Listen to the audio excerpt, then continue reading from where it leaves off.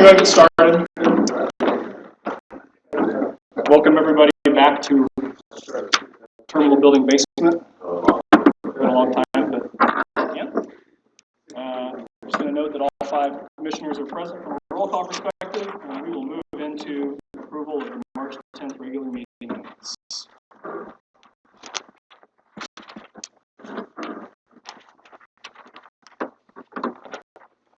I move to approve. Second. Second, any discussion?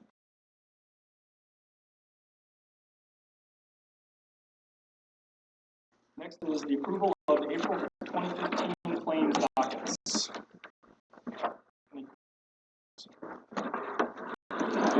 The maximum amount was the encumbered funds, and this is just one of them. Correct. Correct.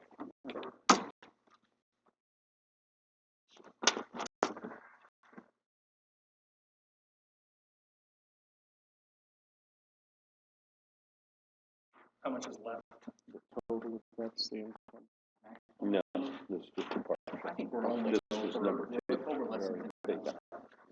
Oh, so everything's paid. Not out No. yet. No. It's not paid out. What cash? I would have to. Yeah, probably. But 393, 50% paid out. 120. Oh, more than that. So, yeah. How many are we paying it in 4 installments, or is there a contingency of 10% or something? There's a contingency of 10%, but I believe we should.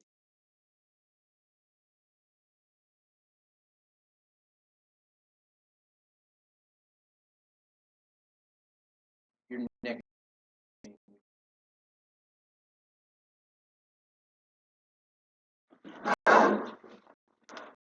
Any other questions?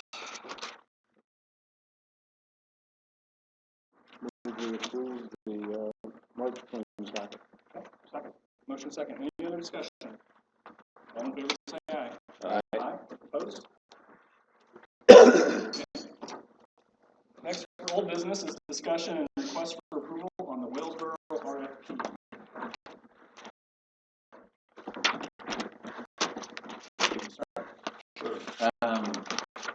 This is a continuation of a discussion that we had at the last airport board meeting about the Wellsboro RFP.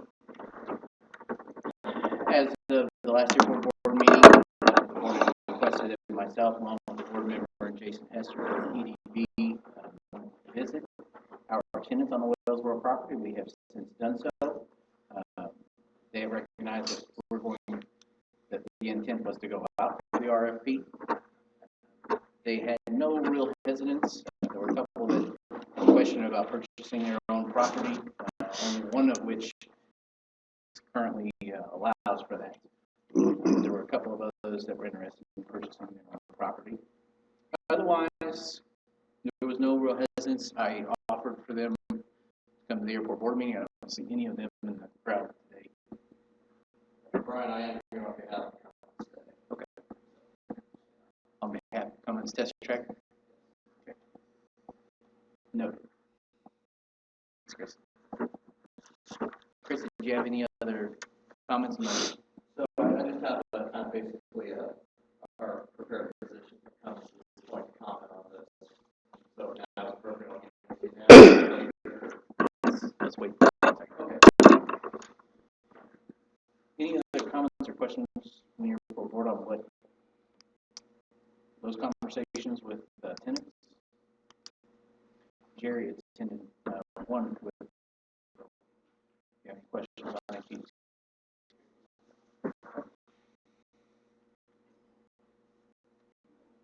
we have also had some discussion with another attorney, land, and particularly airport land only. So he is a very good resource out of Indianapolis. He's provided us some additional information. So we've gone through those. Does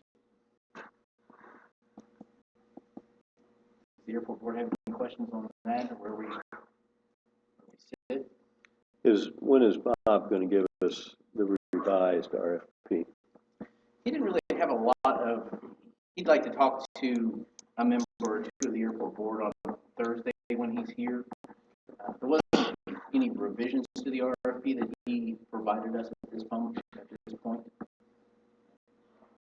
that's where we're at. Okay, we probably need to have that discussion because, and I spoke to him again Monday evening, and I thought there were some things that need to be clarified about who was driving the process and so on and so forth. We can deal with that on Thursday. We're not voting on a specific RFP document today just to do it, correct? You have an What's been RFP. presented is what would be put out, but you're not held to any particular way. I mean, it's a pretty informal process, I guess I would say. I guess that we vote to do an RFP, and that final version of that document is to be determined.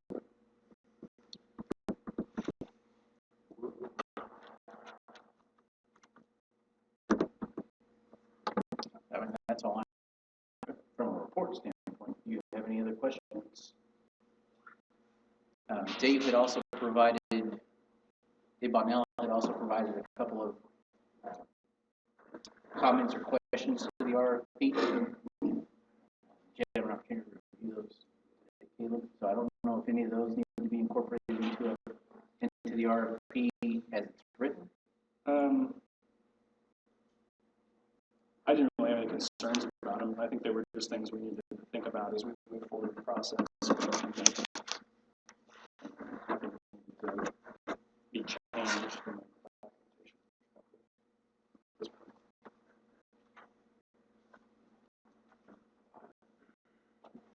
Okay, I'm confused. So we have a proposed RFP. We have some additions to that we're going to see Thursday. And we are to vote this existing RFP up or down? No, that's why I suggested we vote the process with the final version of the RFP be determined post-vote. How do you do that? Yeah. What do you mean how you do it? Realistically. What do you mean how you do it? You say we're going to go out with an RFP, and when we are all happy with the final version of the RFP, I'm not talking about 2 months here. I'm talking about a few days. I don't understand why there's confusion. You're going to do a process, you're going to do it. I'm saying after this board meeting's over, how do we get back together and change the document? Send it, have us. You know, it's not rocket science. And I don't want to lock us into this document if there's things we want to change. I don't think you're locked in anything. You change along the way if you want. You can put it out, and 2 days later you can revoke it if you really want to.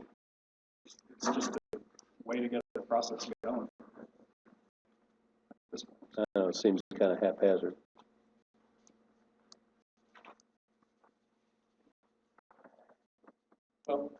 Well, Chris has something to say, so I guess we'll let him talk, and then there's other folks here that want to comment. A message from the Congress official. So Cummins, we're still officially early in our planning processes, and we're not in a position to commit on the development of pilot center replacement test track.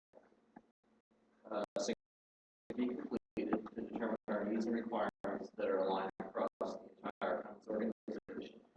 From a Cummins perspective, we would prefer an RFP not be issued for the portion of the Wellsboro property that underlies our test track. So we're clear on our path forward. Additionally, we do want the airport to continue to be a long-term financially entity.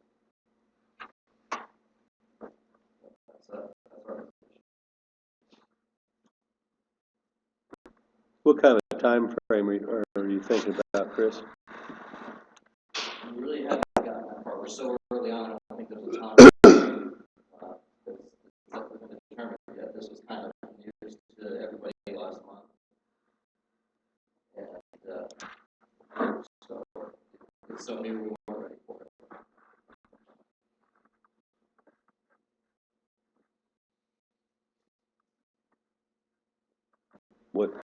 suggestions you have? I think probably there needs to be some more discussion, talking with the test track folks, people at the appropriate level that are over the test track, to really talk about what this means. I think we've had discussions with the people who are on the test track. I know we did an MBA study with EDB last year, so we recognize the differences between the Presea needs and the Cummins needs. I think that. So I think that what happens is it didn't make it up to the proper chains to decision makers. Essentially, the situation.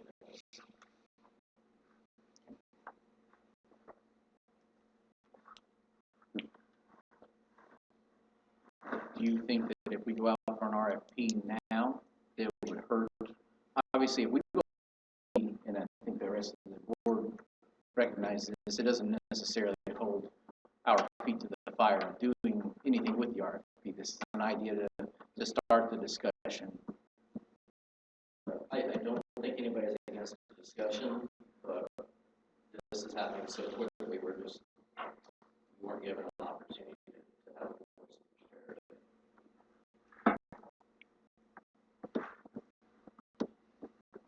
Would a month delay be sufficient for you to get I some really preliminary? couldn't comment to that, because I would have to go back and ask the people at the planning area.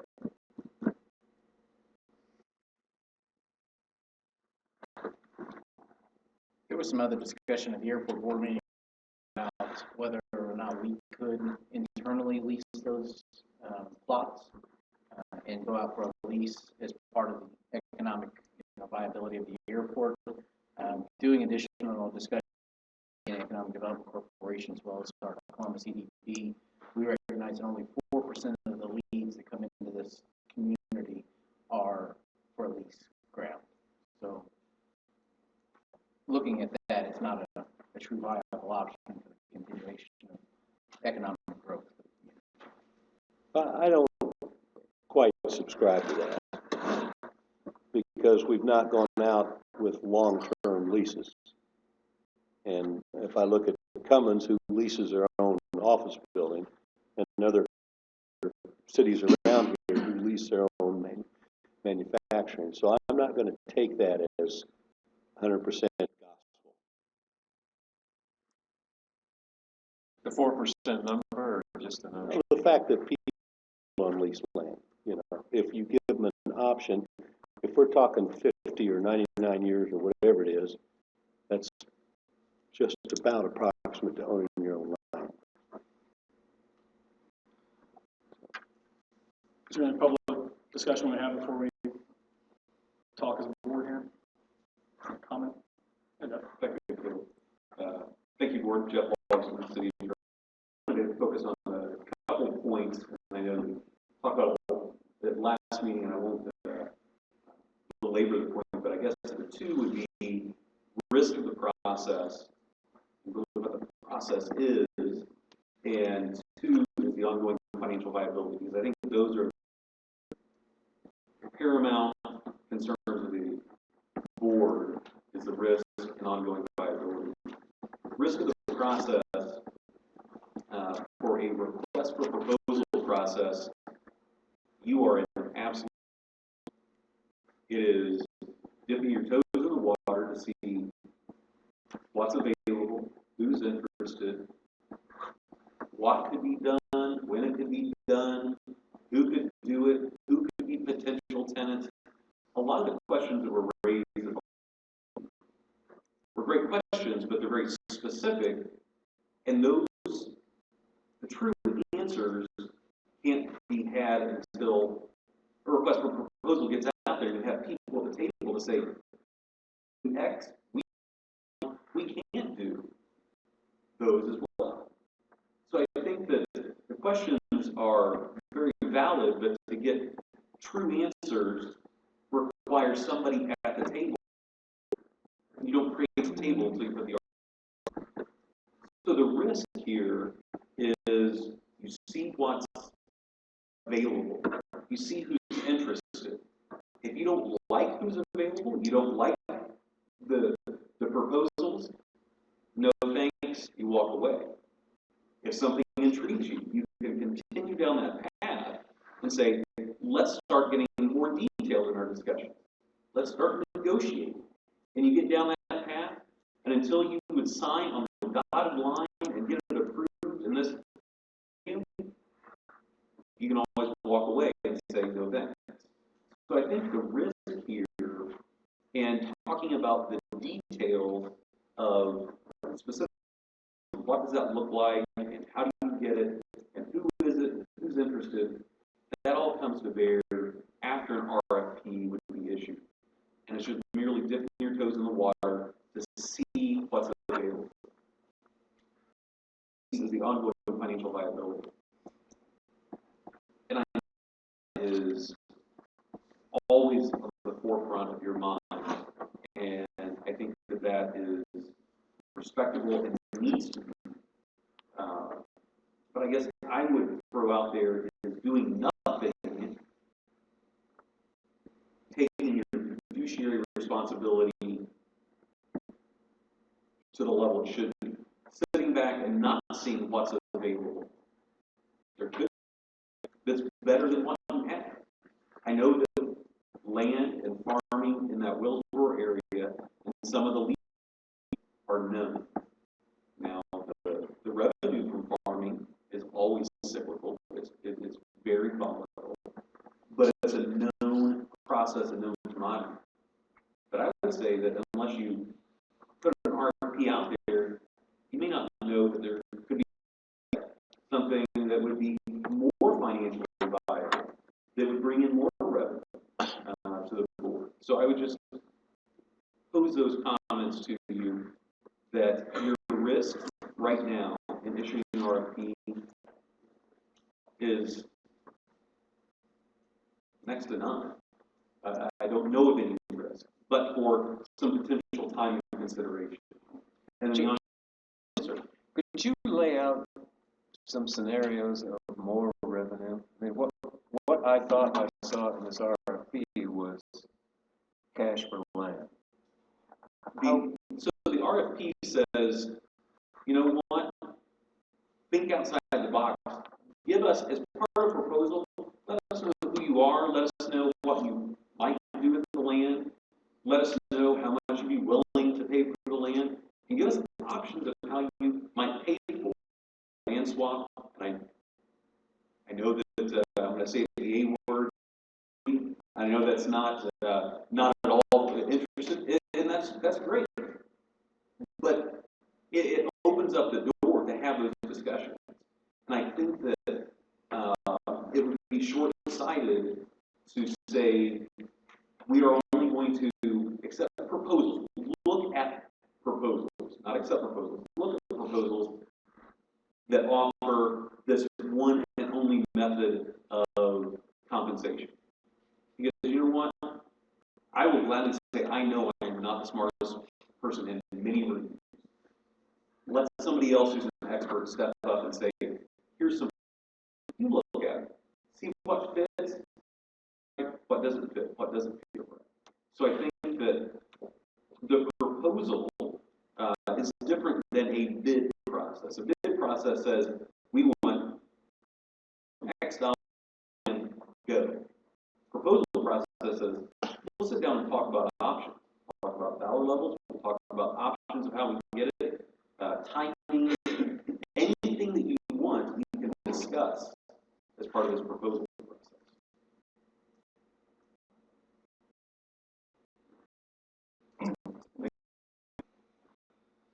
Comment?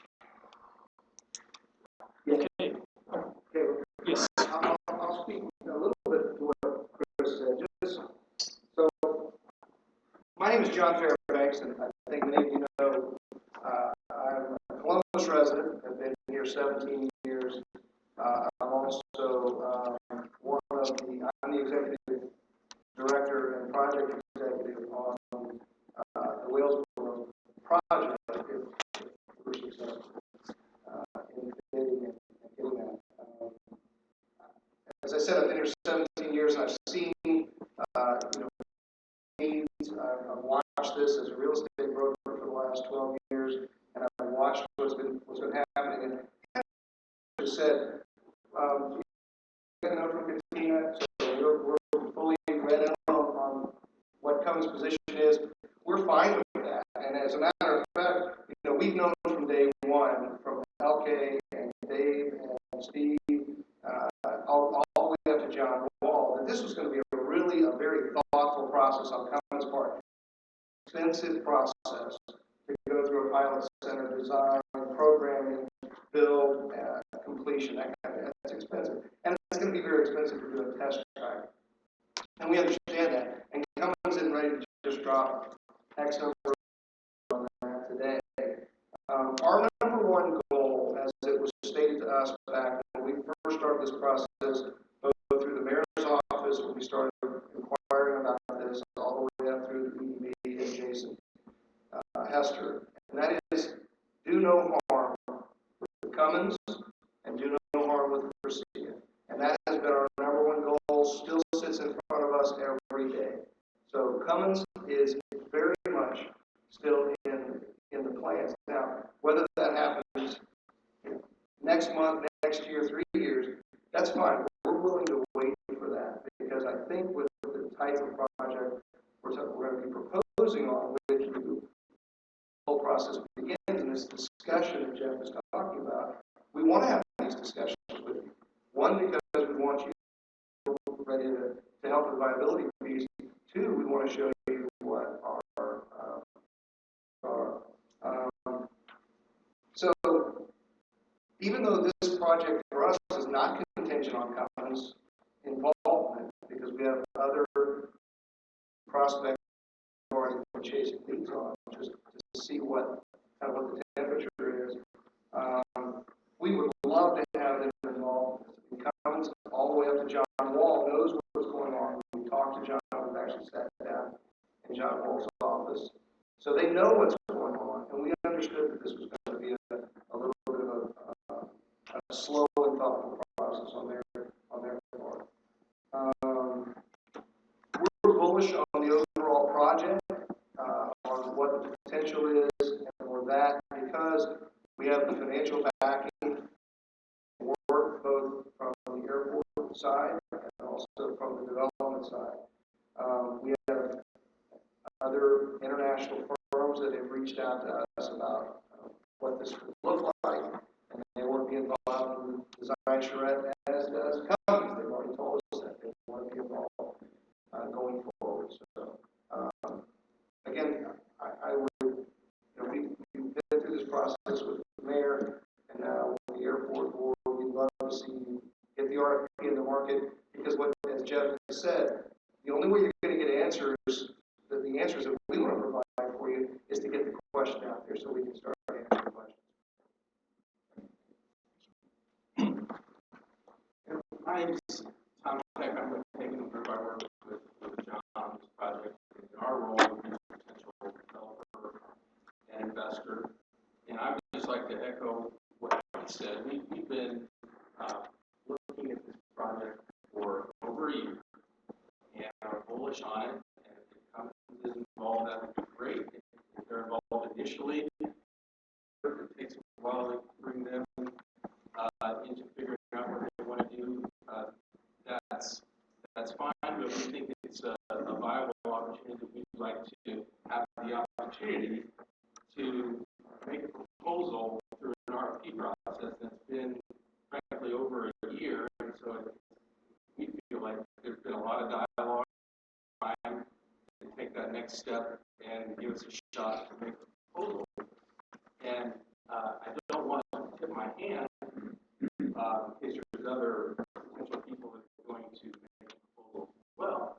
But there are any number of ways we could pay for this. We could trade land, we could cash, we could describe for you some experience we have to set up an endowment where you can have a withdrawal rate, you can have financial experts that can opine on the longevity and probability that the investment would, and you can control how those funds are invested, and people can provide advice on whether or not that's more money and a safer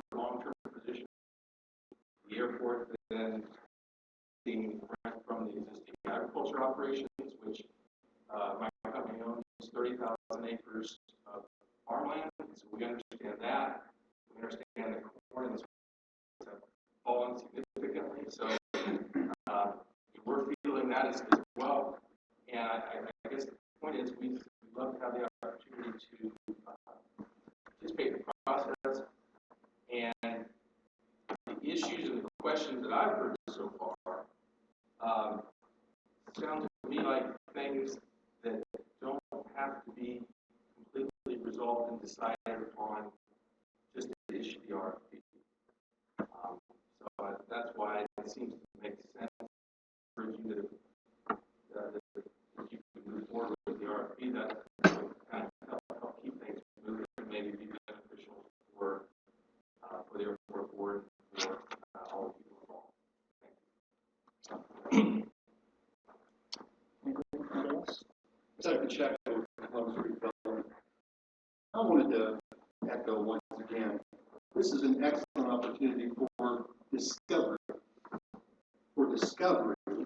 for the airport board.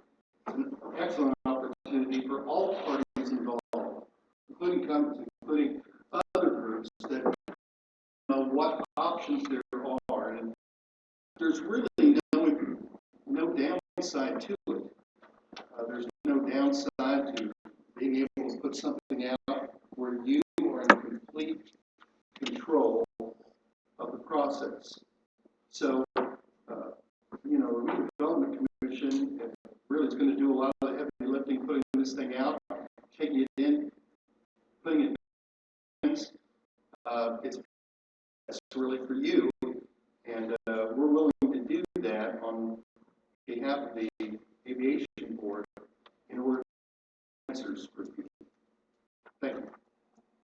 So, anybody else? Okay, we'll come back to the board.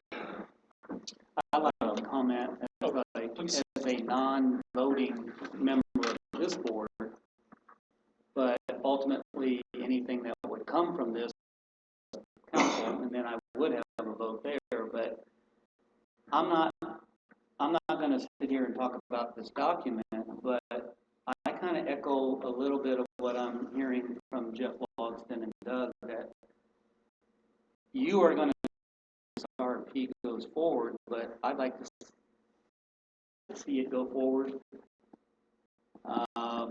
What the exact wording is up to you folks here on the board, but my only concern is I would like to make sure that the final date to get it back is at least 60 days out. I think if you're going to look at a really good plan and offer an opportunity to the most folks, whether it's Fairbanks Group or whoever, that you really give them enough time to really come back with the best thoughts outside of the that you want to call it that they can come up with. So at least plan on doing days on it. I think Jeff said out there said there's no harm, no foul. On the last page, of course, you can reject anything that you get back. You don't have to act on it, but at least use it as a learning tool. If you don't like anything that comes back, we aren't going to lose anything here by hearing what's out there. All I got to say. Thank you, Frank. Okay, board.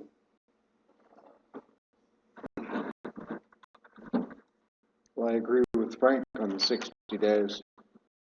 At least, That we need to have enough time so that we can get viable options back. Give everybody the time to think through all of the possibilities for what to do with this land. It's a summary question, I guess, but yeah, I think that have enough time out there. it's time after we get the RFP back, and do we have to yea or nay? We drive. Yeah, I mean, as much as you want, really. 60 days, that's what we want. What we're basically saying is, receive proposals for the 60-day period.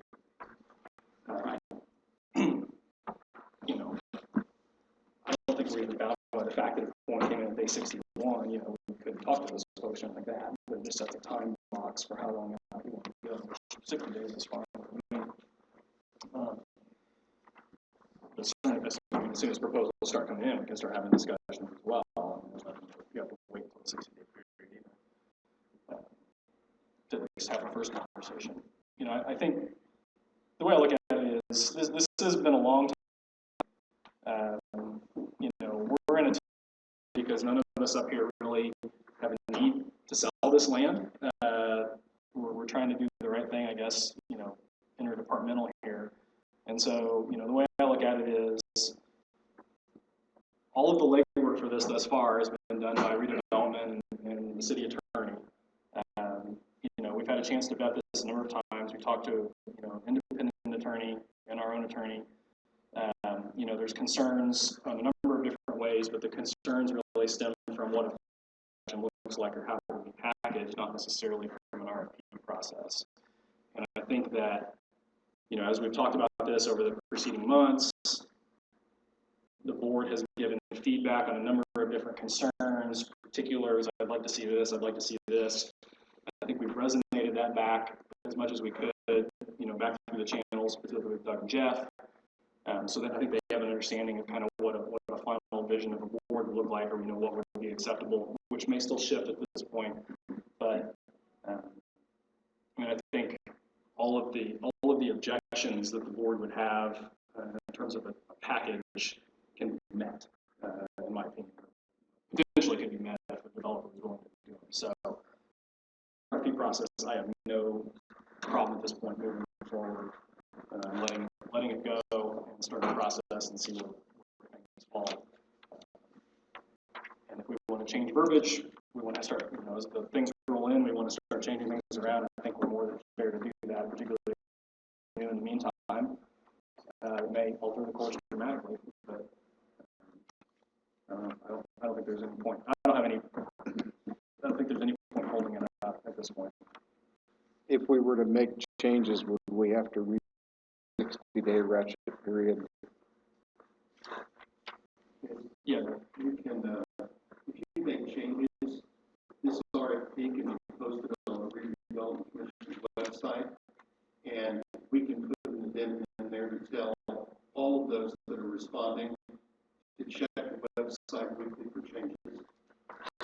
I mean, all the RFP is going to do is get a contact point, right? Somebody's going to contact us.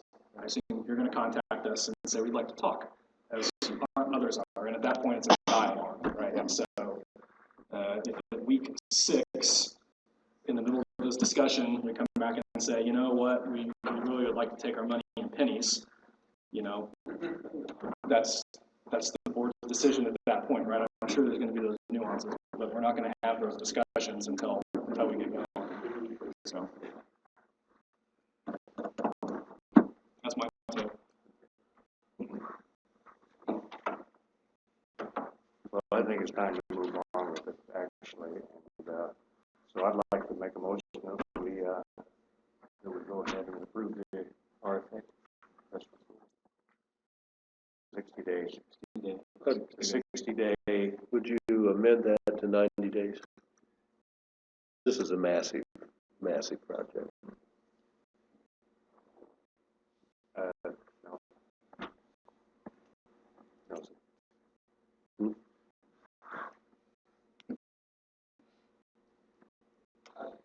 All that's going to do is just give, I mean, I don't see the advantage of 90 days or 60 actually. Well, why don't we do this, or why don't I suggest this? Why don't we do it 60 and 2 board meetings? If we want to extend it by 30, we can. If we feel like there's an option for another, or somebody's contacted us and said they haven't had a chance to respond or something like that.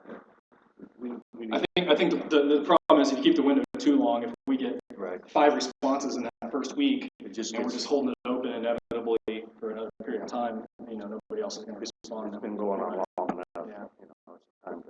The possibility to extend it should be in the motion, then I think. I think we can do that if we want, if you're willing. Anyway. Is that right, Mike? I think we'd have to look at I think we can make a decision at that point in time, but the question is going to be, can we do it through an addendum on the website, or are we going to have to reissue? But if we have to reissue, I think we could make it a shorter. It would not have to be 60 days again on the second go-around necessarily, but we would want to make sure we cross all those bridges appropriately. Okay, so Jerry has a motion of some form. I second. Okay, motion second. Is there any other discussion from the board on the motion second? Any discussion from the public on the motion second? Okay. All those in favor say aye. Aye. Opposed? Aye. Okay. Motion passes. Thank you. Next is new business. Discussion request for approval of sublease on Jeff Air hangars. You have the information in front of your packet from Jeff Air. Was a request to both the ground top hangar and the associated hangar next to it, called the east hangar, the old FBO, or the old terminal transient hangar, whatever you want to call it. We've been working quite some time on applicants, both interested parties. Top Flight is an aircraft maintenance company from Hamilton, Ohio, and Andy from wants to occupy it. It's a formal request to their lease. Anything else? I'm just sure there's like. Well, Tom, I think we've tried to show here that our willingness to bring more businesses to the airport. We feel that by bringing in a contract maintenance service rather than us trying to expand our own operation makes more sense, because my philosophy is we need to do what we do and do it well, and let other people do it. And so that's why we were willing to work in partnership with Top Flight. Andy Ziegler has been needing more space. He's desired in another facility for quite some time. We really feel that this will help improve his business, to give him more room to work in, and we're going to be developing the same kind of agreement with Andy that we've developed with the Top Flight.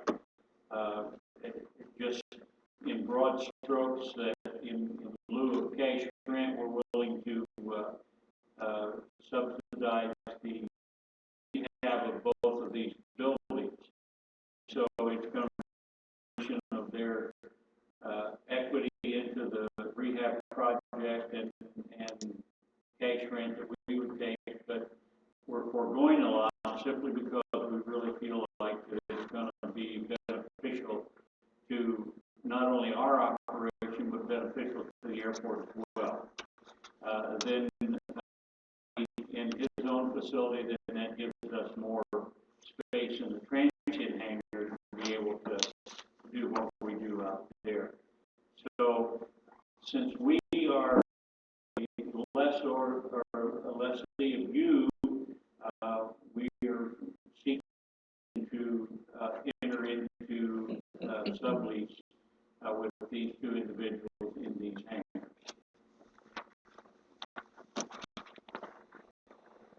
I think it's great. Fantastic use of space. Absolutely. All right, it's a fantastic use of space. Well, I mean, it's been underutilized. You know, it's going to take some money to get it usable, but somebody's got to make the sacrifice.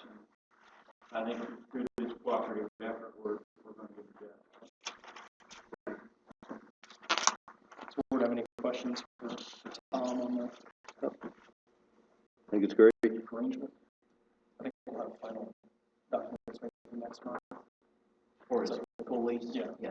So we'll have kind of a full slate of documents next month on the revised original lease that may have incorporated some changes.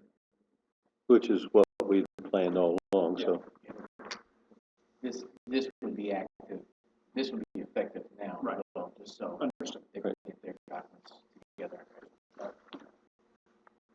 How soon do you think you'd be able to move, Tom? Well, top flight is, we were planning on April 1st, but we got that pushed back to May 1st, so they're gonna come, in fact, they may start any day now trying to do some cleanup. But officially, they want to start May 1st. And, we have we've agreed upon the conditions of the contract, and we're just waiting on the copy from the lawyer, but we've penciled in everything and we've accepted all those changes, so we can start May 1st with them. And then Andy, we can start any time as soon as we can get, I think they're in the office area, and so we got to get that repaired before Andy can begin moving into that space. Thanks, great. Are you saying operational May 1? Yes. Yeah, they're planning on being operational May 1. Are they closing out their other location? They're moving completely, It's or? my understanding they're moving everything here lock, stock, and barrel. They may keep a partial operation going there, but this is going to be their main operation. They have a 145 repair for accessories, batteries, and generators, and things like that, which is valuable, and they'll be able to expand on that now that they're in their new location. They were in a position that they weren't allowed to advertise or promote themselves on the field, and so, you know, we're going to have to put up a sign facing the runway, and they'll be very beneficial to us. It's a win-win, sounds like to me. Well, that's what we wanted. One of the things in their lease with Top Flight as well, get together, and myself and Jeff Ayers review the hangar and make sure that they're putting in proper improvements, not just Band-Aid improvements, proper improvements.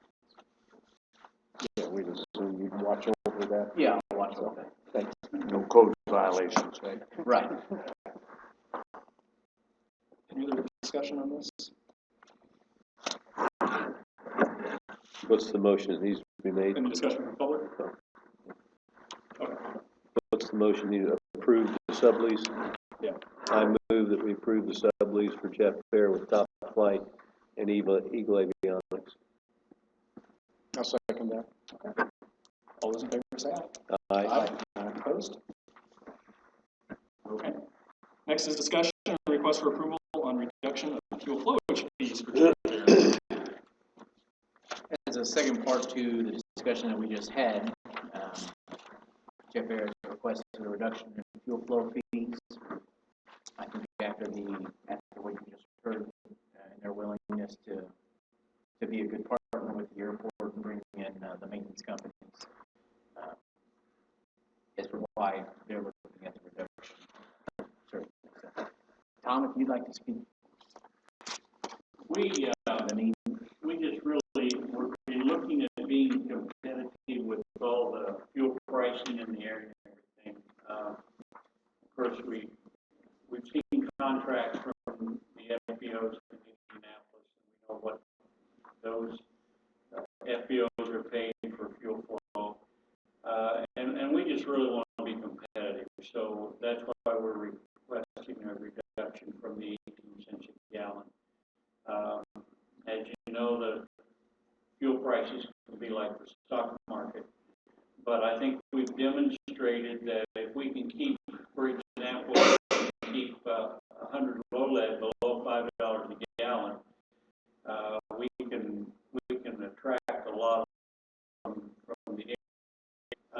We're kind of piggybacking onto the fine restaurant that we have here, and we're really hitting our our Saturday and Sunday breakfast crew. I think we sold about 300 gallons of fuel Saturday morning, just mentioning to people as they came in, hey, we got a happy hour on Saturday and Sunday, we'll give you 25 cents a gallon off. So, you know, they come eat, drink, and buy gas. So that's what we do.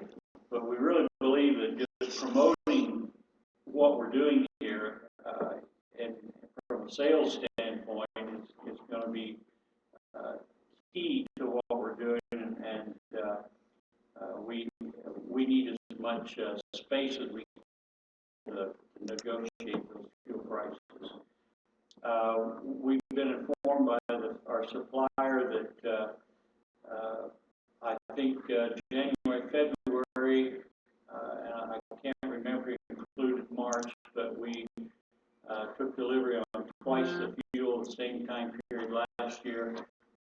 The Jet A that last year. So we really feel like that marketing, even on our low lead, even on such a thing as the weekend, is very valuable. And you know, we're getting 20, 30 airplanes a day in here, and so we've tried various ways to utilize the fact that we have a drawing card here, and if we can't figure out how to sell fuel to people that are coming on our doorstep, it's our problem. So we're trying to eliminate that problem everywhere we can. As part of the request, there was some additional negotiation and discussions about them on care of the fuel farm, at least fuel filters, nozzles, hoses, anything that would be on their end that have a problem with it. The main cabinet, the main piping, underground tanks and such, the airport would still be responsible for. I have a question, Brian.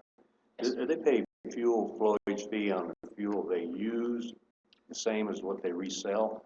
That they have been. I can't say that that's always been, but they have been. It's going to be something that we will also write into the contract that use, sell,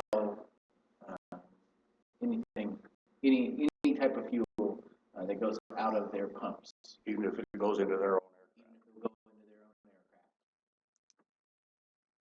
I say they get the fuel flow applies to everything, right? Yes.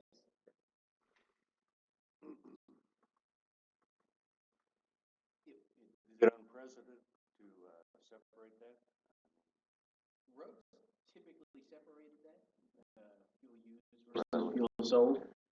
I would think that would, for fuel they're using their training and your own operation. Right, yeah. Possibly there should be a certain reduction, fees or maybe even none, but and I think maybe their fee should be. Well, I never liked the way roads did it, because the argument is, what if they never sold a gallon of fuel and they just consumed it all? They're never paying a flowage fee, right? And part of that fee is for the maintenance of the facility itself. You know, that we would some accounting for that, which we would, I'm sure, be easy fix. To keep it clean and simple, and we're reducing the fee and generating more traffic. So you overall would come out better, right, Tom? Mm-hmm. And then the airport would still come out decently. Because if we, it's like the transit system, you up the price and the ridership falls, so you up the price again. But if we cut the price and we can get more volume and make more money, a little lower per transaction, per gallon, but more gallons, I think everybody wins. And depending on who you talk to, the 18 cents a gallon was either set to pay for the fuel tanks or to pay for the tower. The tanks are already paid for. 18 cents a gallon, you're not going to build a tower. So I think the original intent of getting it that high is probably long gone. Well, the original intent was of the tower, not to build it. Oh, okay. It was to hire the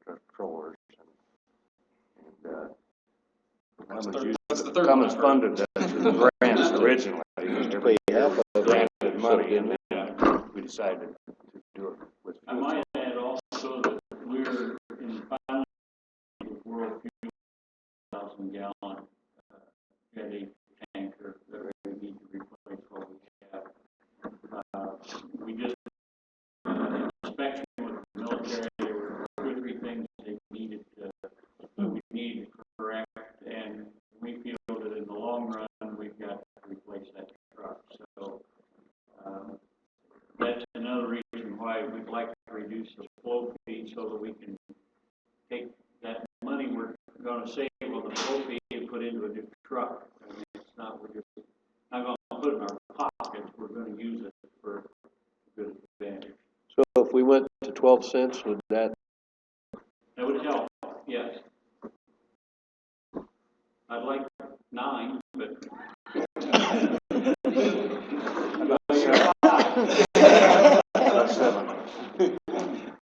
Tom, do you have some projection flowage? You're talking about growing fuel flowage through more aircraft. Well, Do you have any hard numbers or any feel for the numbers? no, I hate to make those kind of projections. Top Flight seems to think they're going to be bringing more jet traffic to us. But I know that with the military, that's up and down. For example, we've sold 17,000 in March. So our as we come into better weather, our sales are increasing considerably. Typically, roads have been doing about 160,000 gallons of Jet A year. Half of that was military. I would be real happy with 200,000 this year. I don't know if that will happen, but I think the military will have a lot to do with that. But also the business climate, will have a lot to do with that as people break the jets in and so forth. You think that number is doable? Let's take the military variability out of the equation, and do you think you can get to 200? I have to be honest with you, the military is a big factor. I understand. And it would make it very difficult for that. That's why we worked so hard. That's why I was willing to, pay what I did for the trucks, because they came with the military contract, and I felt the military contract was a lot more valuable than the average person would realize. I mean, that's almost that in itself is almost $1 million contract. So we really feel that with the activity that we have at Atterbury and we've got Fort Knox, we've got Shelbyville. I mean, these guys come through here, and if they like the service they're getting and they know that they've got good fuel, I see no reason why we can't top those three. Good comment. And everybody wants to see the terminal. Sorry? Everybody wants to see the terminal, man. Yeah, that's right. Yeah, we understand that's hard to write a guarantee on that sort of a business change, but it's good to hear the positive feeling that you have about it. So, Right. Well, I think a reduction in fee, especially having, it's probably going to have a financial impact on the airport. I mean, I don't think you're going to double fuel sales magically, right? To make up the difference. Yeah. But I think I recognize that. I was a proponent of lowering the fees for roads a year ago. Well, it was $12,000. In that ballpark. $12,000. Yeah, $12,000. But I think the potential $12,000 loss of revenue in the airport service people when they come here. We get a little nickel or whatever, 6 cents for that. I mean, this is coming in other ways, although it may not, you may not be able to sit down and directly calculate it. I think it's only a win. And if we were strapped for cash, I would have a harder time doing it, but we're not. I don't feel bad about it. I don't look at it as a loss. I look at it as an investment. Here's exactly what you said. We're getting it back many ways. Just what Tom and Dave have done in 3 months is more than we saw in how many years. So, yeah, I'm all about supporting them and partnering with them in this deal. Is 9 cents the industry standard? They're under report. That's Brian, higher you than know the industry, that? higher than the industry standard. Yeah. I mean, I think you've got other tenants on the field also paying rates, right? You have to would have to factor in. But So 9 is not, yeah. Okay. You saying 9's too low or too high? well, I mean, I think it depends on the airport. But what I've seen in comparison to other places is in the 5 to 6 range, but also all those folks have to pay for maintenance of tanks, right? Or they all own their own tanks. Right. So, you know, if you factor in, it's kind of a lease arrangement of a tank. I don't think 9 or above is out of line. So, Well, we could start at 12 and review it in 3 months or whatever.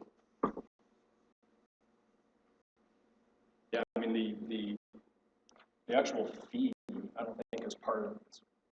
It's just settable by the board, right? It's not part of the FPO agreement. Right, you're correct.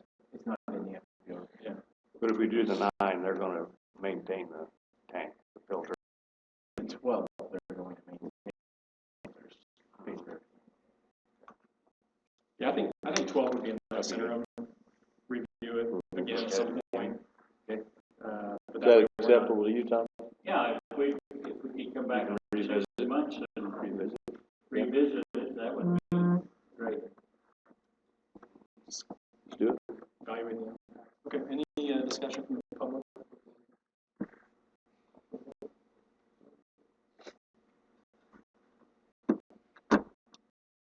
Motion that we reduce the fuel flowage fee to Jeff Air to 12 cents a gallon from the current 18. And that's both fuels, right? All fuels. Yes, all fuels. And maintenance of the. Thank you. And the fuel, they will take on the maintenance of the Correct. And have all fuels used inside. All the fuel systems. I'll just make the motion short. Okay. You'd save a lot of time if you do it. Brian said, I know where he's going. Just fill in the words here, Brian. Fill in some words. I second. All right. motion is second. Any other discussion? All in favor, say aye. Aye. Aye. Opposed? Okay, motion passes. Thank you. Let's move on to this tower report. It is not here today, so Caleb, just to add one comment, Steve said part of this, Jeff Air has done not only a good job, but they've been a participant thing we've been doing at the airport since they came here. And this kind of exchange might not have happened previously. So thank you for being here. Might not, sorry. Might not. for the month of March, we had 2,976 operations, which is slightly above last year. Looks like it's fairly in line with previous years. As a total, we had 8,250 operations. What was the total again, Brian? The total in March was 2,976. And what was the total year-to-date? 8? What? Year to date is 8,250. Last year at this point was 6,046. So that represents nearly a 25% increase. And certainly, we recognize the weather for the month of January, even February last year wasn't great. I think a lot of that, obviously, military traffic, I know has been very busy this year.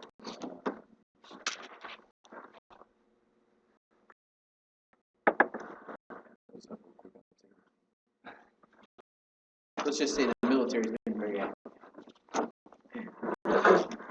Any other questions on tower report? Okay, attorney report. I looked at an agreement that I think Nick will talk to you about in his report. No problems there, that's all I had. Okay. Farm manager report. Okay. I've got my report there. Basically, the real similar to last meeting. Everybody's coming around for us. I call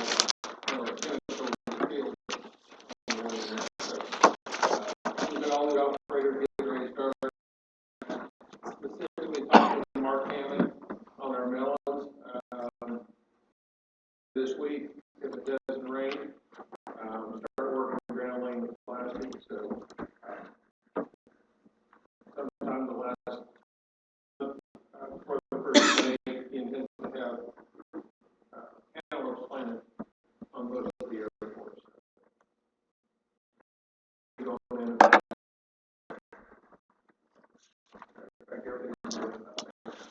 Really good. Weeds coming outdoors, you're looking real well. So we got a good start. Thank you, Dave. Any questions? Thank you. Engineers report. Engineers report to everybody.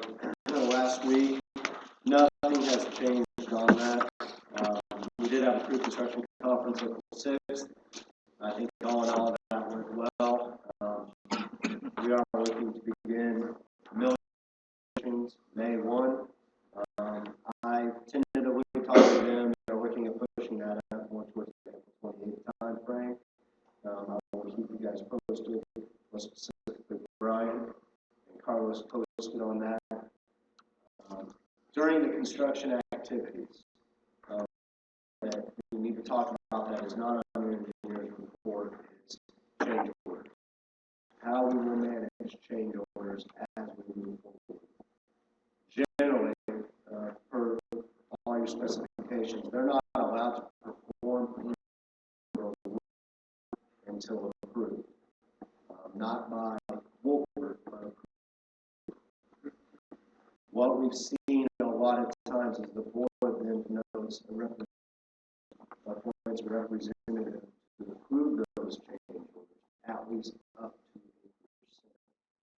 Keep in mind, we can never exceed 15% of any grant. Can never exceed that. The reason I say this is not really by our next board meeting, but after that, during the milling operation, we uncover any concrete that, okay, we see 50% of the runway has to be removed. I'm not trying to make anybody nervous, I'm just going plain devil's advocate. To keep moving on a very time-sensitive project that we have, we hold a special meeting, or do we appoint Carlos to help approve those change orders on the board's behalf? That's not what I like discussion on tonight. How did we do it last time?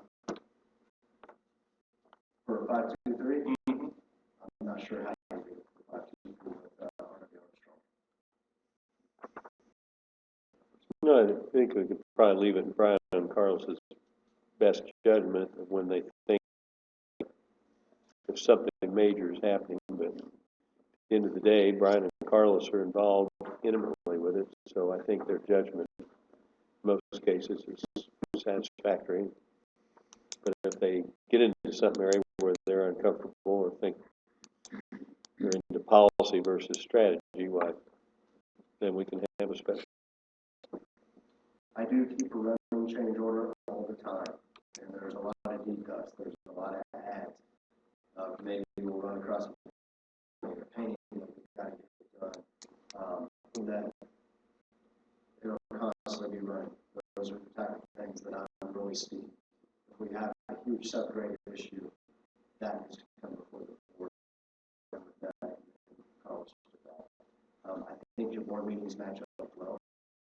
for instance, by the time we start milling the pavement, we're looking at patch repair of that concrete, we have 4 meetings. So I think that's gonna work out well. So I don't see an issue here, but I still wanted to know if the board would like Brian to look at those change orders and appoint him as someone to execute those on behalf of you. Similar to what we do with the terminal building project, if there's anything major would come up, I'd certainly contact the board. Does anybody have any comment about Yeah, this process? want to keep it, we're still talking, everything is full length, right? We're doing the full runway. At the moment, it's still. We're doing what, I'm sorry. I'm sorry, I didn't mean, let me rephrase that. We're starting on the southeast end and doing the southeast half of the runway, right? 2523. Right. Now, And then on these dates, we'll put out the bids for the other half. Okay. that's correct. But we will go ahead and start. Yes. Now, we're gonna go ahead and start. Just so you guys know, since our meeting with the FAA that I'm gonna let Brian speak to, and his report. Melanie has been pushing me to get bids in, and I do know one grant's already been issued. You know what? Grant. I know one grant has already been issued in the amount of $4 million to the state. I want to get moving. I would like to see, by the time we're done with this project, we're rolling into another. I think you'll see better bidding. I think we'll be able to get more work done. So with that, everything in blue under this future AFP 27 I reported on last month. Michael attested that he reviewed the contract amendment number 3 and sees no errors or problems with that. This is for repackaging and bidding services. And we'd like to begin that work Monday. Give us about a week and a half. We're going out on the street and I'm allowing them a little bit more time for bidding. I don't like to hold state minimum 17 days. I usually hold a minimum 21 to actually, or 14 days, excuse me. So I would like to give them a little bit more time, opening bids June 1st. And then I can have my engineer's recommendation, bid tabulation, everything that needs to be submitted in short grant application and so on to the FAA. June 5th, and then a piece of this knowing buyers with the FAA as well. You'd like to see it. In order to do that, though, we have to request approval of the contract amendment that Michael's reviewed, and that's in the amount of $32,000. That's $2,000 for administration. That's taking care of all your grant administration type of paperwork that you have to do before the FAA. $20,000 in the repackaging services, so repackaging the plans, repackaging the specifications, the phase of $10,000. Does the grant pay for that? The grant does pay, I apologize, thank you for mentioning that. Grant pays for all of those services. Those will all be covered out in your future AFP 27 grant, second phase of the runway.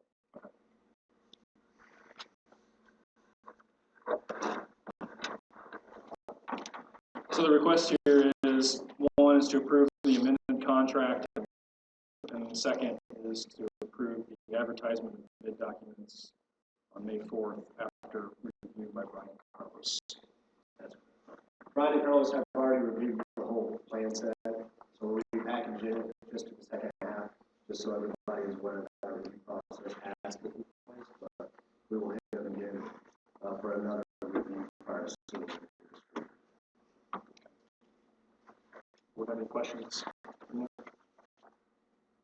Any process? When would the second half construction start? That's a great question. I don't, like I said, Melanie's optimistic optimistic in receiving a grant sooner than September or end of August. So I would say between, July to probably June to September. So you think construction could conceivably start and be completed this year? Yes, I believe it. That'd be great. I don't want to speak, I mean, that's all FAA control. When they receive their funds. They're a high priority job. It's the second phase, it's the last phase. You're high on the list, I can tell you that. It's a runway.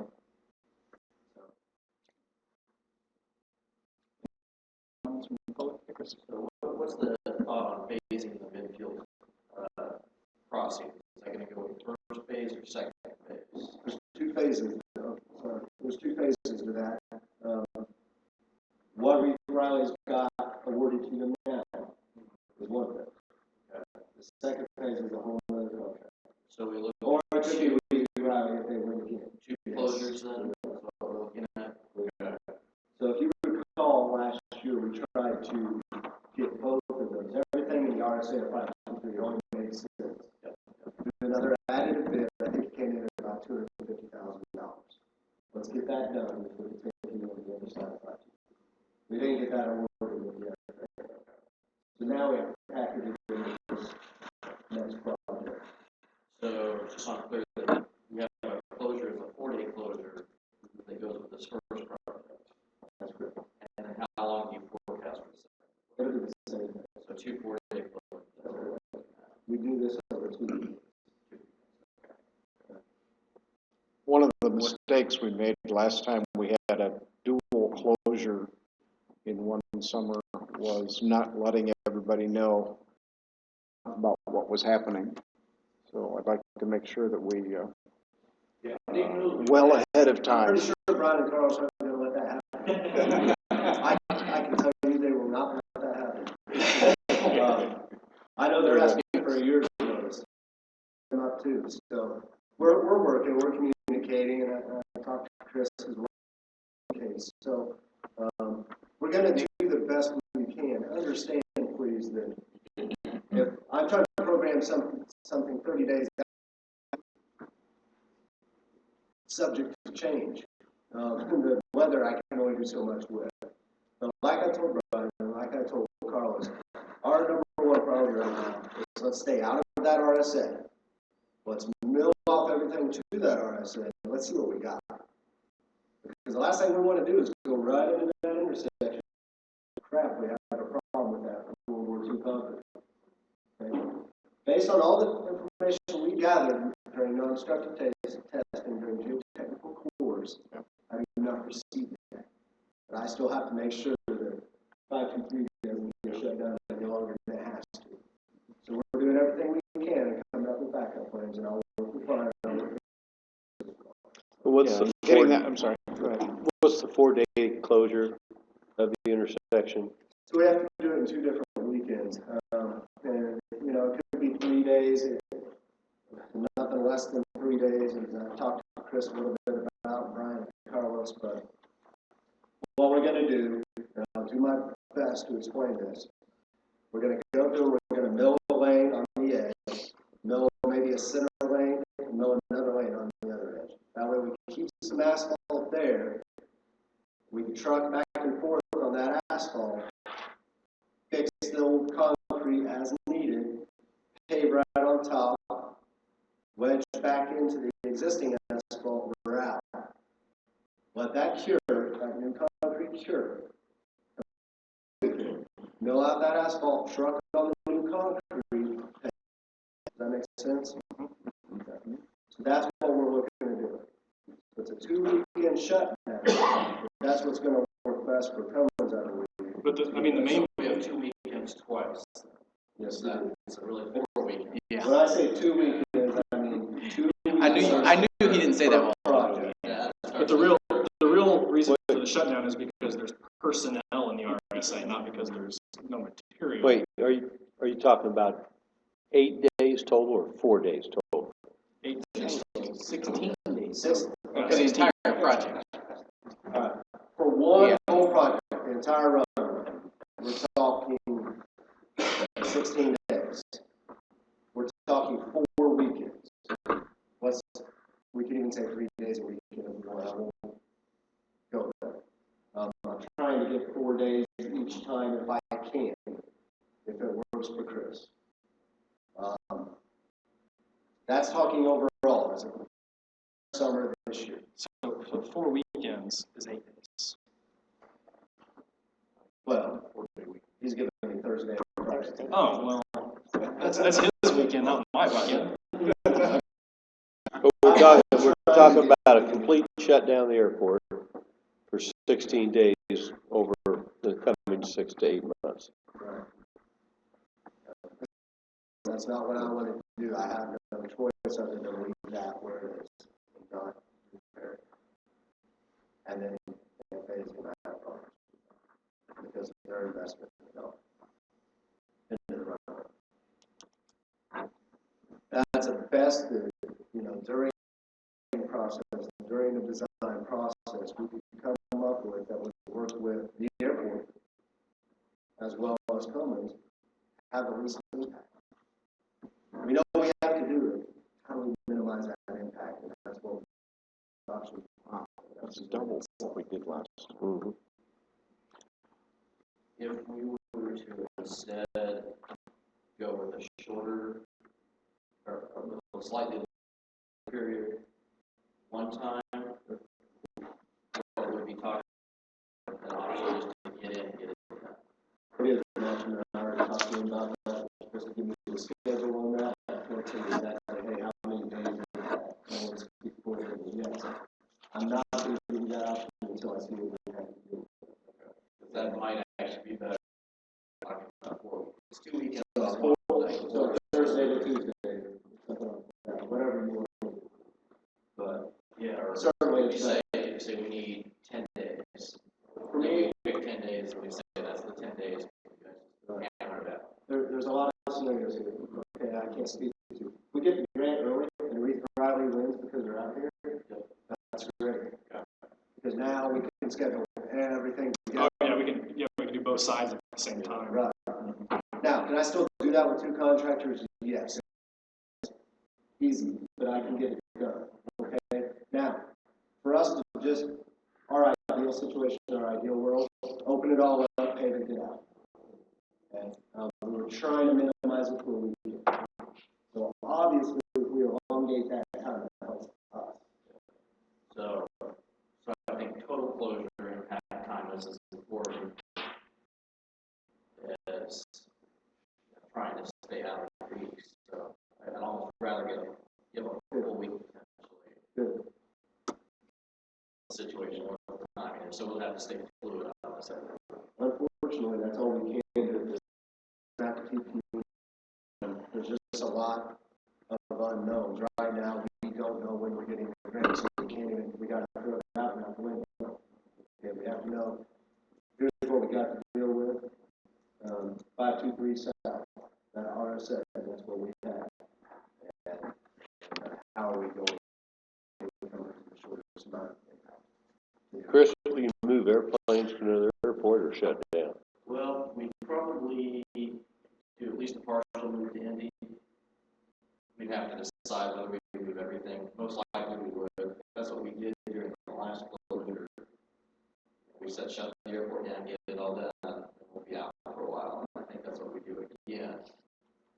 But obviously Indianapolis isn't ideal.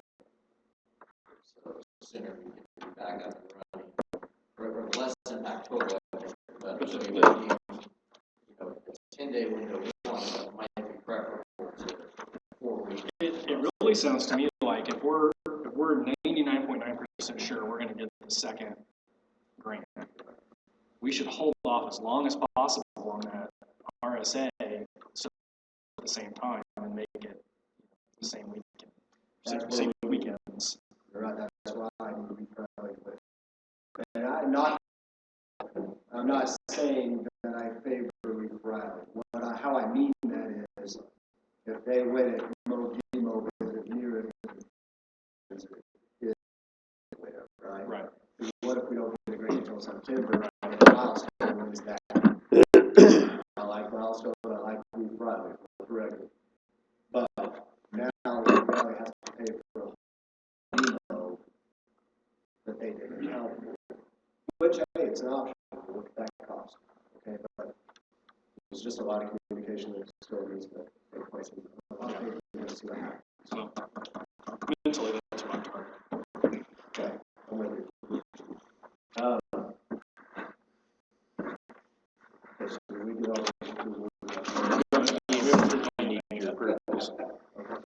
before we go, and this is probably a Brian, Carlos, and board issue more than Nick, but we need to start now at letting people know of the potential foreclosures as soon as we can possibly put something up on the wall. What might happen, because we went through nightmares last time without telling people, without telling everybody on this airport what was closing when. So, I understand enough said that. on that. Brian's also hitting with that too, so he's doing just to make sure he's got it all covered. We are working on a board and done this week, by the end of this week, and it'll just be a color representation, anticipated time frames. The reason I say it will be done is I'm waiting on that final contractor schedule. I have a rough draft schedule from him. I'm not use that right now. I'm on a final schedule from the contractor before I go it up. That's good. Okay, well, I think we still have a potential motion. A couple of approvals here. Yeah, approvals on the table. Is there any other We do those as discussion? one? I would do two. Those need to be separate? I think so.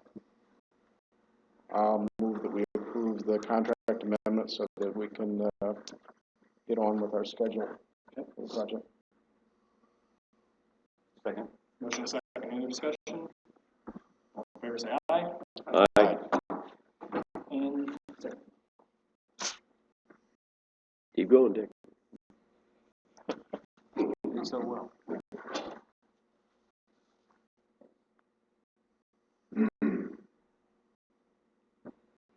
The pending approval part is a question in my mind. What approval are we looking at here? They're basically our final sign off. Oh, just sign off, okay. They've already approved. Yeah. Then move that we approve the advertisement for bid on May 4th, pending Brian's approval. Second. All those in favor, say aye. Aye. Are we good?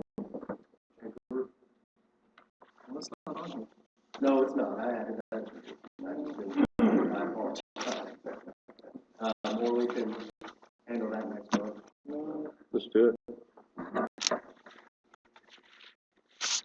Remind me the amount. 15%. Yeah, Brian. Okay, I didn't think we needed formal approval.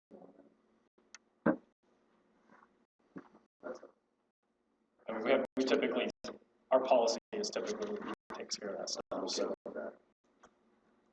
No, is the board worried about formal approval for Brian to handle managing the contract?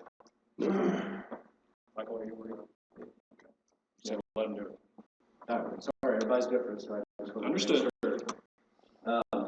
Okay, thank you. Had a meeting with FA and NDOT March 25th. Brian, you're gonna address that, right?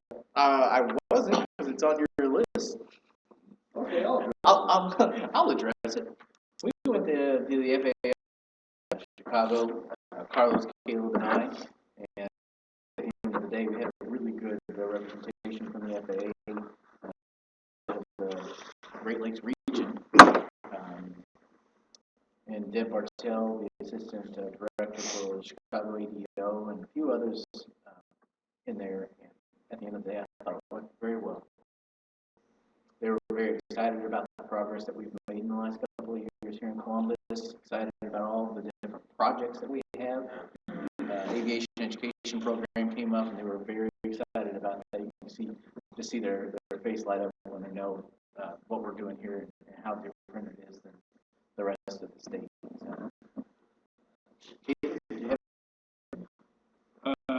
I think it went spectacularly. I was very pleased with who showed up. Deb Bartel was the person who came here in 2012 that I met with and told me that she wanted our Part 139 certificate. She wanted to leave with it that day. She was very unhappy that day. And she was ecstatic at where airport is gone in the past couple of years.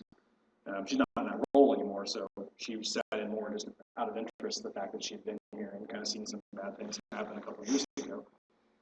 And then her boss and her boss's boss and her boss's boss's boss were all there, which I thought was very good because none of them were actually necessarily scheduled to be in on that meeting. But we had a great presentation. I think they were just pleased with all the great things going on. Very hopeful that it did a world of good. So I think I complimented Brian on the presentation, but in case I forgot to, it looked great. I've done a lot of presentations in Chicago. That was by far one of them. And I did like, was there employees that were there? They're dead, is impressed with where you're going, what you're doing. So it's you can tell Sue has a lot of passion. Anyway, and then to hear you all present well on what you're doing was very valuable. And then you get a phone call thereafter saying, we need to get going on this project. No, it doesn't hurt either. So, there was a lot of changes that we threw in there. And that was what I was going to report on as part of this was you go to the FAA, you've always been submitting a 5-year CIP. If you recall, 2 years ago, we said, hey, we want to do 1432. That wasn't even on the list, I don't recall, really to get funded construction as fast as it was. Now, hey, we want whiskey. Hey, we're going to realign Charlotte, we need that. Alpha, all the changes we made in 1 year that they're okay with. They see the value. It's important. I was pretty impressed. You all are doing your job and standing apart from other airports in the state of so they recognize that. Brian and Carlos are doing a good job of constantly communicating with the FAA, letting them know what's going on, keeping them informed. And I've told you from day one, the more you end up informed on the positive direction you're trying to take this airport, the better off you will be in the end. When you're putting yourself there and you're studying for you can see the benefits of that. So, good job to everybody. I thought it was spectacular as well.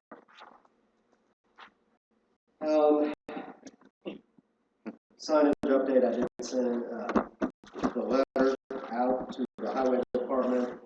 I do not expect that I will receive any correspondence back on that yet. Brian will. They will all probably contact you. They already called. She's waiting for her boss to get back in the office. A time critical thing, so they're going to wait for their boss to get back in the office and get back with us again. So it certainly is already moving in the right direction. So Who funds that? Does that come out of NDOT funds, or do we fund that? Local being us. Well, it depends. That's what we're just still trying to work through. It's if we're talking about Interstate 65, and we're utilizing the IUPC sign that currently exists. We got to come out of fund if there are already that sign. Now, everything down 31, I think there will be a local agreement. I've seen 2 agreements. One, you pay for that sign. Others, they pay for that sign, you maintain that sign. And you come up with a leasing agreement that you have to maintain in certain instances, the surrounding way. So, I don't know exactly, Steve, we need to get the leads on that. We just need to find out whether. Do you have any idea of the magnitude of dollars? Are we talking $1,000 or $10,000? Previous experience has been between $500 and $7,500. those signs are Yeah, I know. pretty pricey. Well, they're heavy and they have to withstand the weather. So, it just depends. Done by the highway bidder. I'll certainly let you know more. We have other regards, there are people that, I think would like to support this effort. Now let's just see where this goes. I talked to, I got a couple more things, sorry. Carl Townsend, Brian Carlson, and I, next Wednesday, just to discuss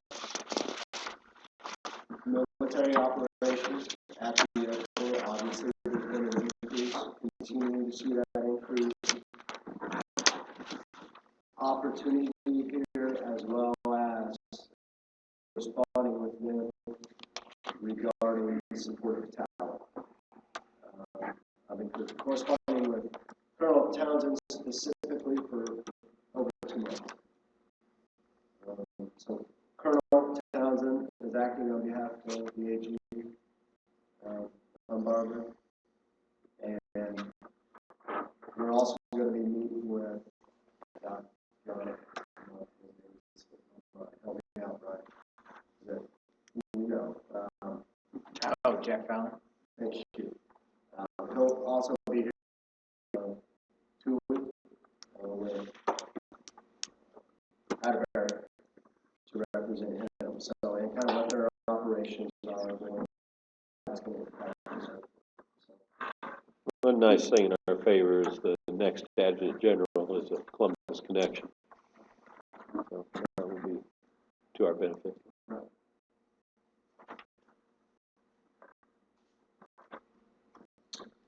That's really all I have on that.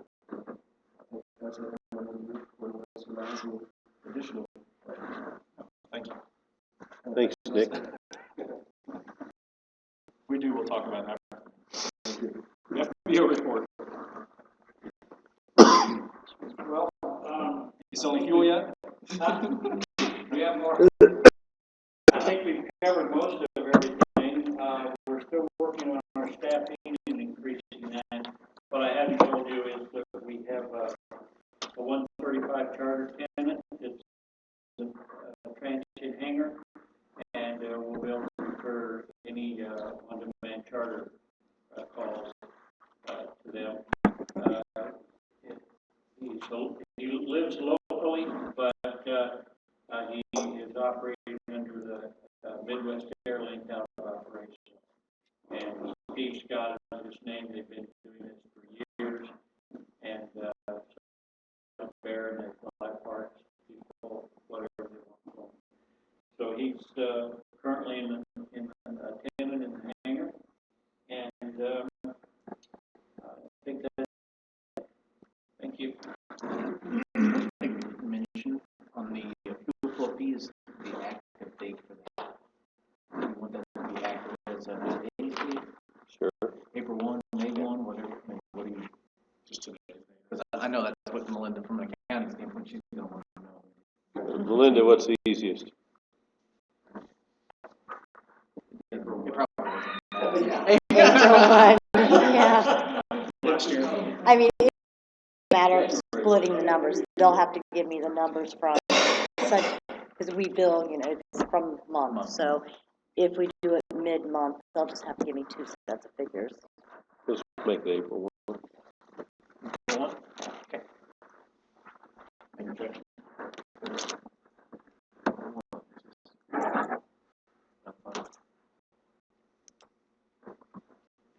Financial report.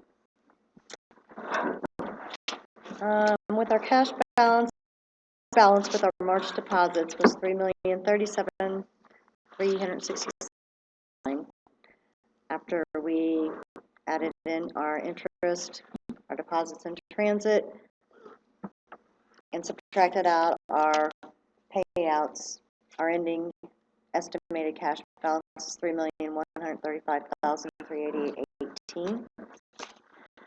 On our percentages, we've expended 22% of our personal services, 51% of our supplies.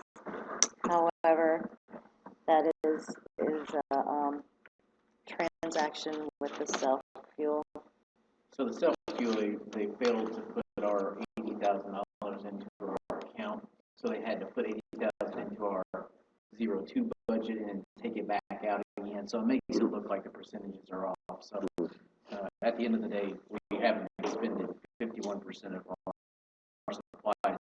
I knew you should have cut that postage budget. Our other services and charges, we've expended 26%, and then capital is 55%. Total budget is 42%. So What's the real percentage if we take out the financial machinations? I don't think we figured We that. didn't run the figures. Okay. So But it's more in order. I mean, it's true. Yes, Yes. on the last cash number, the 3,135,000. What part of the terminal building is already taken into account? What is not? Very little. Okay, so we still have a lot. Right, because this is March 31st, basically, so, You won't see the 3 in front of that number for a while. yeah. Next month, Steve. Well, we will just with point the you on greater that. fuel volume. And then on the profit and loss statement, we're running a profit every month except for February, so any questions on that one? As I recall, that's a fairly typical pattern. Yes. And our self-fuel profit and loss. Going well. There was some discussions about during the beginning of the terminal building, we wanted to remain, we're remaining fairly steady on our price, where we've been at. Carlos, what's our current price? $4.59. $4.59, and I think we're good in the area. So I don't know that we're looking to decrease that any or increase that any at this point. Fuel load, we're still doing well as far as the markup on our previous load we purchased. We bought that one load in that we did. Okay. Yeah, we bought a good load. That was in February. We actually caught that right at the bottom of the cycle, if memory serves. We did. Yeah. I don't know what the current rate is. Yeah, we did well. So you can see our March transaction, 34, $1,200 or 1,200 gallons. 34 transaction, 1,200 gallons. Are the transactions staying fairly even, spiking on weekends? Or? Carlos? Yeah, we're back. I noticed with the nicer weekends we've had lately, they're coming back.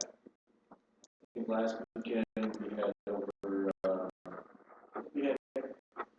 last weekend April, we had over 1,200 sales. Tom, you're not seeing Jet A fluctuations much day in, day out, week in, week out, weather-wise. Shouldn't be. Well, I mean, you mean as far as the, Jet A sales.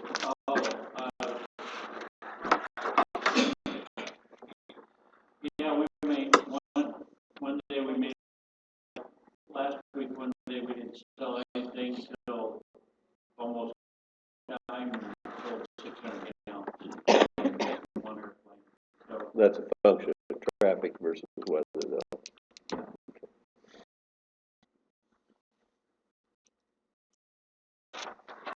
Okay, back to the farm profit and loss. They brought us some nice checks the last couple of months. We are at a total $122,000 profit currently in farming.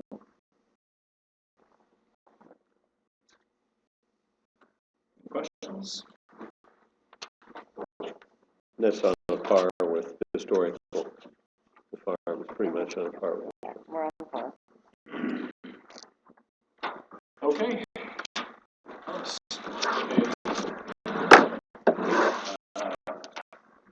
Operation report for last Thursday. We had a chance, to get out and use some spring cleaning. So we spent some time, preparing airfield lighting and signage that kind of got damaged during, winter snow removal operations.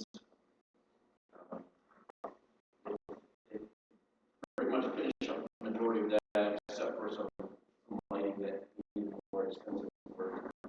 We're also able to go onto the west ramp, do a little bit of patching of some concrete that was in bad repair, but just some minor stuff.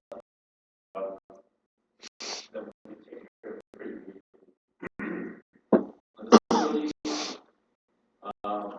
maintenance department, they've still been working really well, supporting the terminal remodel project, and of course that's been taking up a lot of time. And we're still continuing on items on the T hangers. There was a number of items that were discovered by your inspector, and just a minor code trying to clean up some extension cords in the T hangers. Nothing really significant. And the offices that were occupied by roads, offices with T hangers, those back, and we're trying to clean those up a little bit and make those where it's still those out. Are they insulated? I'm sorry. Are those corner offices and the T hangers insulated? There are two on the west side. They're kind of turned more into offices and they're insulated, but very, very sparsely. There were some spots where you can turn off the lights, you can still see daylight. But there's some wood paneling in some of them with a little bit of insulation. We've not permitted them to have a heater unit installed. Yeah.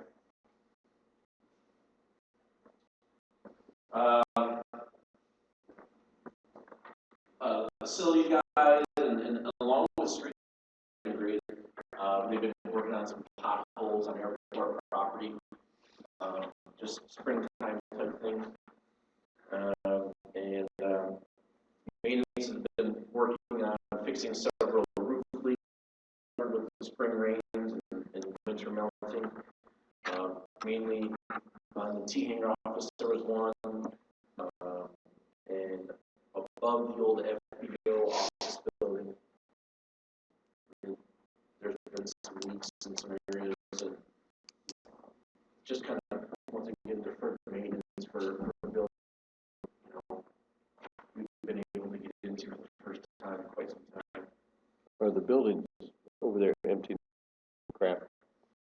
FBO office area is completely emptied out. I believe that Skymaster may still be in the hangar, but that's it. All the parts and the junk that was over there is gone. The cage is gone too.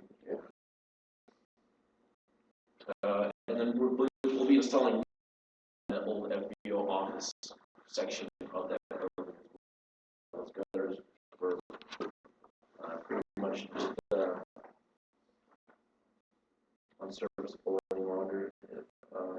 And the equipment, we had that F-350, the 2004 red truck spread around the back. They had golden transmission. Those repairs were completed. The dump truck plow, that's also back in service now. That ended up just being a fuse under the battery for a while, so that's back in service. And now with all of a sudden the grass growing, the guys have brought in force. They have brought the grass cutting mowers out, zero turns were out in force the last couple of days.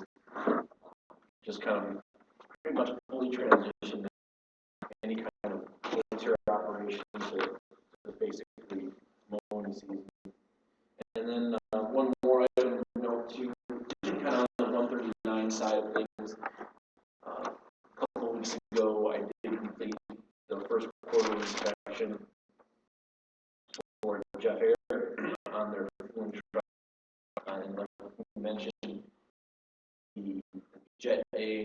and, 100 low lead over. Those trucks are actually, they're probably the best condition that I've seen them in since I've been here. A significant investment in those trucks. All I have. Thank you. Okay. Terminal construction, as you can tell, is wrapping up. Just a few odds and ends. We have a final walkthrough for punch list items tomorrow morning at 8:30 to come walk through with us. We'll schedule a ribbon cutting for probably the last week of April. You looked in the men's room, the wrong partitions. There was some issues with the partitions when they came in, so there are new partitions there. We've got a couple of new doors installed, but it's looking really great.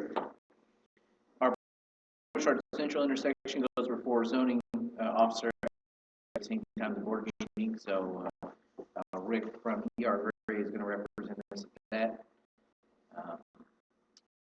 For retail and commercial development, we did not receive any RFP, so we'll probably, the goal is now that we'll repackage it. Once we get this plat finalized, we'll repackage it and go back out with that sometime this summer. There has been a lot of discussion around food trucks as a That would have to be checked out. by the city, I believe. I don't know that we have any authority over that. That was brought up by the mayor a year plus ago about having downtown, and it kind of died a sudden death there. I don't think we have a code that covers it right now. I don't believe it. Well, code aside, I don't know that we would have any authority to restrict or disallow that property if it was in public right of way. That'd be Board of Works, I suppose. keep it on private property, airport property. That's a good legal question. I don't know that. I mean, I don't think we could stop a food truck from going on IUC campus. What's their own? Well, I was going to say, yeah, that one would be definitely. You know what I mean? There's a clause in there that basically says they have right to quiet use of, enjoyment of their properties. Okay. Personally, take it. I could be wrong. Yeah, I've run into that before Columbus even, that if it's okay with the property owner, whatever, the rest of the question, that they can come up there. But we are the property. I mean, I guess that's why I bring it before the board to Yeah, that might look be at. touchy. Well, we'll just look into it. But I would want to protect our Hangar 5. Yes. And maybe we do it, maybe it's done in conjunction with Wade. Well, it's just beginning. Student housing, took a walk through last Friday. Actually popped in there today as well. Everything's still moving. They're going to open May 2nd. It does not appear that the basement or the ground level, the first floor, will be completed on May 2nd, but they will start allowing some students to move into the upstairs. A ribbon cutting is like May the 6th. Is the earliest that they can get a ribbon cutting. That's not an official date yet, but that's the earliest date that it will be. Update on Aviation Day, we need sponsors. So, business with them, please talk to them about Aviation Day. We are about $5,000 in sponsorships right now. We need at least $15,000. We've not gotten anything from Cummins yet. I know we're talking with a couple of other major sponsors, but that should already be taken care of. Okay. I did open up a PO from Cummins. Check out the PO there, so. Okay. So, I'm sure We'll still talk to anyone. AI Quarterly will be on Thursday of this week from 9:30 to 2:30. 9 o'clock to 9:30 is registration time, so I think most members of the board are going to at least come at 9:30, which is the opening remarks. The mayor will be here. I think Caleb is also going to say a few opening remarks. Day is chock full of exciting things going on here in Columbus. So you can attend at 1:15. We'll have an art drill, probably one of the most significant art drills that we've ever had. Lifeline will be there, Columbus Regional Hospital, German Township. Chris, be aware of that. You're going to see a lot of people out there on Thursday at 1:15. But it's going to be awfully good, really exciting stuff. They're going to be smoking it up, putting dummies inside, going to get the grinder wheel out and open up the doors. And so we place some rebar in there for them to throw some sparks and make it look like they're really doing something. So we're really excited about that. We have hired a full-time maintenance employee. I know most of you knew that we were lacking one and have been for a couple months. So we hired a new one. His name is Kurt something. Engelking. He will be starting in the next week. We have now, I believe, hired both of our summer intern helps, so we're starting to gear up for summer. We rehired the housekeeper at this point, so. Where is what's our lady? I just went to have a blank. That was her. Yeah. Joan. Yeah. Joni, she's not going to come back, so she finally recognized that and told us. So we hired one. She lasted maybe a week and a half or so. 12 days. So hopefully she'll last a little longer. And we'll continue working with that. And then today I graduated from leadership on time. Yay! Congratulations. Well done. Thanks to the board for allowing me to be a part of it. I think it was really great. I'm excited. That's all. Okay. Final public remarks. It occurred to me that maybe some of you have not been inside of those hangars ever for years. Which the round top. Happy to give you a tour. Thank you. I'll just This would be a good time period to do it before May 1st. I mean, we can do it tonight. We can do it. Just come anytime you want. I'll be glad to take over and show you around. And on Thursday during the Aviation Association Union Conference, it's actually going to be held in Fair's hangars, as long as we've got some room in there. So another good opportunity for Jeff to public and all the other communities that are coming around. Again, it's going to be a great day. As much as possible. Public, there's not many here. You're all more than welcome to attend that conference as well. Anybody else? Going once. Okay, I'll take a motion. I make a motion to adjourn. We need a second. Okay, motion second. We're adjourned.